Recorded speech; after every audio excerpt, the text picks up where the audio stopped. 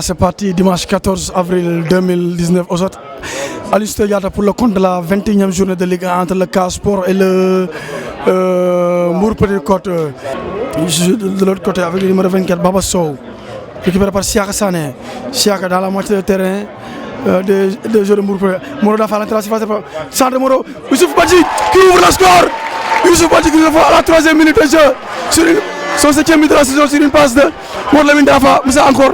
Mor Lamine Dafa, Youssouf Badji. Youssouf Badji, c'est la paire de la jeunesse de Ziguinchor, du Casa Sport qui fait la différence. Comme je vous l'avais dit tout à l'heure, il faut que gars yi di seetlu affaire yu ndaw équipe bu dee xale mooy football Ousmane. Et ils ont montré cette rencontre aujourd'hui contre Mbour Petite Côte pour dire que il y a toujours un match qui attend les deux équipes. Donc pour remonter qu'il y avait cette histoire de concert à Mbour qui a fait capoter justement la rencontre aller entre les Casa. Attention, Aline Diatta qui manque titulaire. Effectivement, il était en train, je crois, comme remplaçant une première fois. C'était à Ziguinchor si je ne me trompe pas. Donc beaucoup de jeunesse qui peuvent faire progresser le Casa Sport dans ce championnat. Oh, il prend un carton le numéro. C'est Bassirou Bodian, un ancien de la maison. Ah voilà, Mohamed Bassirou Bodian men waaw moo taakale Moussa Maroon ancien taakale da koo dëjël yi gars yi naan temps booy daf koo dëjël la ko def nee nañ gars yi ñu bàyyi mu sedd nañ bàyyi wax ji Ansou mi ngi leen di calmer donc Moussa est allongé sur la pelouse. wax dëgg yàlla taakle bi mérito na carton waaye Moussa jógaat na comme ni ko tubaab di waxee plus de peur que de mal. Là on le trouve non faute on centre on trouve qui attention il bat non mal négligé Birkilou Soto Mbent Momina Mbour Petite Côte man fin Soto Mohamed. Alors Moron qui est passé en dribble, il est toujours fort ce jeune, le numéro 11 du Casa Sport qui écarte le jeu, peut-être le centre non. Alors on cherche qui ballon MPC perdu. Youssouf Malick Fall pour bu la rombee doo ko jàpp de daw rek lay def day lay romb doo ko jàpp da lay kot oy génne passe kuy dóor kuy yaay Abdou ay waay Abdou Mohamed sama yaram a tàng. Donc pratiquement 39 minutes de jeu, nous sommes à 5 minutes de la pause. Moro, Siaka Sané, Siaka, contre-attaque pour les Mbourois avec Abdoulaye Gaye, Abdoulaye. Non, je prends, frappe, non, juste à côté. Oh là là, il a failli. Surtout quand l'équipe joue à domicile, il faut savoir faire avec justement cette posture. Je pense qu'il doit bien se comporter, cet arbitre-là. On a vu jusque-là, aucun joueur, malgré le dur jeu qu'ils sont en train d'imposer au Casa Sport, aucun des joueurs n'a reçu un carton jaune. C'est triste. Attention, Mor Lamine Dafa, il centre pour personne, sinon la défense de Mbour Petite Côte qui va se dégager. Pour longtemps, Moussa Maroon qui récupère la balle, qui joue pour Abdou Seydi. Abdou, c'est la mi-temps ici au stade Aline Sitoé Diatta. 1-0 pour le Casa Sport, but marqué à la 13e minute de jeu, 3e minute de jeu par Youssouf Badji sur une passe de Mor Lamine Dafa, le Casa, qui marque un but matinal ici au stade Aline Sitoé Diatta. C'est la mi-temps.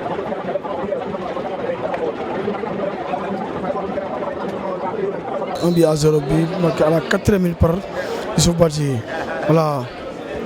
Badji pour Mamadou Sarr. Centre de Samb. Marc Diédhiou, ballon Marc qui trouve un partenaire, oui, et la balle de l'autre côté du terrain, le centre, oui, le centre est parti pour qui? Pour Ousmane Mané. Mohamed Ousmane ay kokam lay naan fii di ay croissant. Ousmane déggoo ko de Mohamed. Mohamed Moussa lay tooñ. Attention, c'est une faute. Waaw. Belle couverture de Moussa. Belle couverture de Moussa Maroon. Belle couverture de Moussa Abdou Seydi.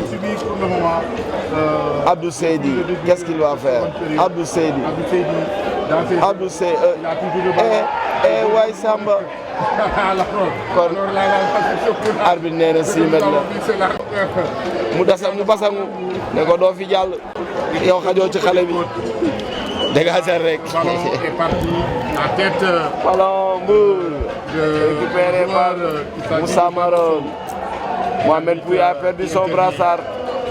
Donc Casa Sport qui repart, on est sur celle qui Moro Danfa qui contrôle, qui temporise face à deux joueurs, il est passé André Moro Danfa qui va se centrer, la centre est bonne, attention, le gardien est là. Petit corde qui alors on va passer de la part de ce numéro, qui va se dépasser, il est parti, il est seul, mais il va jouer avec Moro, très bon centre de la part de Zubardi là. Il donne la passe à qui? À Moro Danfa qui passe, qui essaie d'accélérer, il passe qui? Non, Orzo, non il ne devrait pas donner la passe à Moro Danfa qui est passé, attention. Et puis, non, Mohamed. La 73e minute. À la place de Mohamed Ngom, Mohamed Ngom. C'est à que moi a inventé. Qui donne à You. Waouh. Djingali. Xoolal Neymar fam dem taxaw. Le ballon l'a fait à l'entrée de la surface. Xool ko duutante na. Non kii daf ñoo yab. Second bi. Ousmane Mané qui dégage très loin. La défense de Mbour Petite Côte. Attention pour cette récupération, le numéro 10 qui va essayer de passer en dribble. Non, la défense du Casa Sport est là. Ils sont 3 Mbourois qui va tirer ses Pouye certainement, non. Attention. On joue non, ballon perdu. Attention, Mbour qui va attaquer. Oh là là, faute. Il joue, il tire. Ah, la défense du Casa Sport est là. Bon, cette fois-ci, c'est par la défense, mais c'est les attaquants qui sont venus pour défendre. Mbour Petite Côte qui contrôle jusqu'à présent le ballon. Qui contrôle tranquillement le ballon. On cherche qui? Les attaquants. Ils sont là. Et là, c'est la défense. Non, et alors? Vous avez entendu Mohamed? Les supporters qui crient. Parce que simplement, l'arbitre a sifflé quelque chose. Et là, c'est un coup franc très dangereux, Moussa. Deuxième ou troisième coup franc très dangereux pour cette équipe. Voilà, li ma la doon wax rek instant moo ci nekk. Mbour ni ñu tàmbali door. C'est un bon coup franc pour un droitier. Angle ouvert la fu ko neex lay denc. Ballon Pouye. Heureusement, il a cherché l'équerre Mohamed. Li naan ruq bari ballon Pouye. Pouye waaw ak Sakho hey penalty pour Mbour sur une faute de Baye Faye sur Sakho Mohamed. C'est lui-même qui va essayer de se faire justice pour marquer son 9e but. On va voir ce que Ousmane va nous faire. Pape Ousmane Sakho qui s'élance et qui marque. Mbour dafa yomb vraiment waaw. fan lay Richard gars yi duñ la bàyyi Richard dellul ginnaaw Richard arbitre dina le rouge Richard dellul ginnaaw bàyyi coow lii ah damay ragal parce que il est mêlé. On se calme là bu kenn yàq gars yi bu kenn yàq bu fi kenn indi problème football àndul ak coow bu fi kenn indi problème. Et là Mohamed. C'est autre chose. Voilà, les joueurs qui se bagarrent parce que là on ne peut pas accepter ça. Là on ne peut pas accepter. Les joueurs ils créent les conditions, ils vont se coucher, ils prennent le ballon. Là c'est autre chose. Raison pour laquelle il y a une riposte de la part des joueurs du Casa Sport et ça crée une bagarre. Si ce n'est pas maintenant, quelle sera la décision de l'arbitre? Est-ce qu'il va suspendre ces deux joueurs? Je ne sais pas. Mais Mohamed, il faut le dire, ce n'est pas les supporters qui sont là pour se bagarrer. Mais maintenant, c'est entre joueurs. Et là, il est difficile. waaw réussir na son coup. loolu la bëggoon mu xajam. dañu bëggoon mu xajam na Mohamed. arbitre bi ñu ngi koy xool. Stade Aline Sitoé Diatta, un but partout entre le Casa Sport et le Stade de Mbour et le Mbour Petite Côte pour le compte de la 21e journée de Ligue 1 sénégalaise. Tout d'abord ouverture du score Du côté du Casa Sport, Youssouf Badji à la 4e minute de jeu, égalisation sur penalty de Pape Ousmane Sakho à la 92e minute, ce qui se fait que le Casa Sport, après une défaite à Dakar, vient faire match nul ici au stade Aline Sitoé Diatta. On se donne rendez-vous à la prochaine.